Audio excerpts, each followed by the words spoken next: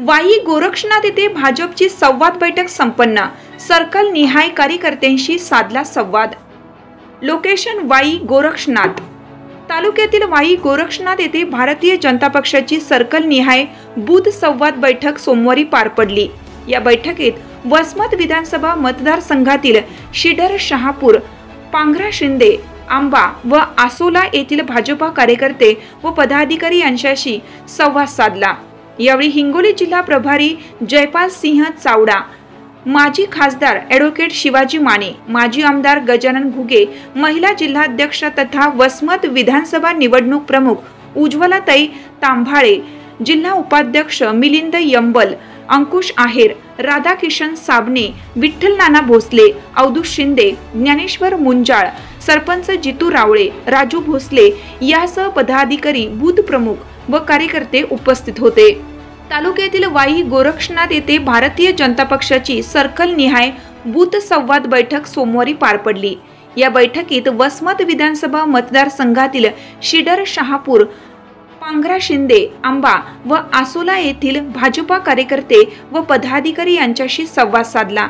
यावेळी हिंगोली जिल्हा प्रभारी जयपाल सिंह चावडा, माजी खासदार ॲडव्होकेट शिवाजी माने, माजी आमदार गजानन घुगे, महिला जिल्हाध्यक्ष तथा वसमत विधानसभा निवडणूक प्रमुख उज्ज्वलाताई तांभाळे, जिल्हा उपाध्यक्ष मिलिंद यंबल, अंकुश आहेर, राधाकिशन साबणे, विठ्ठल नाना भोसले, अवधूत शिंदे, ज्ञानेश्वर मुंजाळ, सरपंच जितू रावळे, राजू भोसले यासह पदाधिकारी, बूथ प्रमुख व कार्यकर्ते उपस्थित होते। वसमत विधानसभेमध्ये प्रत्येक बूथवर या ठिकाणी भारतीय जनता पार्टीचं या ठिकाणी काम चालू आहे आणि त्या माध्यमातून आम्ही प्रत्येक 2-3 सर्कलमध्ये भारतीय जनता पार्टीचा बूथ प्रमुख, शक्ती केंद्र प्रमुख आणि पदाधिकाऱ्यांचा आम्ही या ठिकाणी मेळावा घेतोय आणि भारतीय जनता पार्टीनं पक्षाने जे कार्यक्रम सांगितला आहे तो लोकांपर्यंत नेण्याचं काम आम्ही या ठिकाणी मित्रांनो करत आहोत।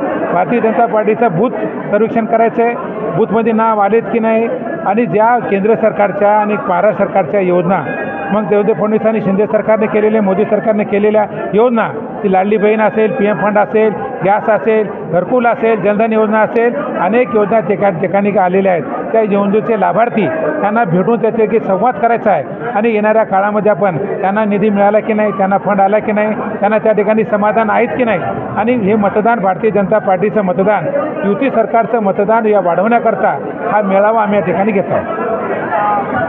युतीला माहीत आहे, सर्वेमध्ये माहीत आहे की तुम्ही आम्ही सांगण्यापेक्षा भारतीय जनता पार्टी, राष्ट्रवादी काँग्रेस आणि शिवसेना, शिंदेगड यांना कोण काम केलं आणि कोण काम केलं नाही हे सर्व माहिती आहे आणि त्या आधारावर त्याचे निश्चितच पक्ष विचार करेल। बघा, प्रत्येक कार्यकर्त्याला तिकीट मागायची अपेक्षा असते, प्रत्येकाला आमदार व्हायची इच्छा असते, का करू अपेक्षा ठेवू नये।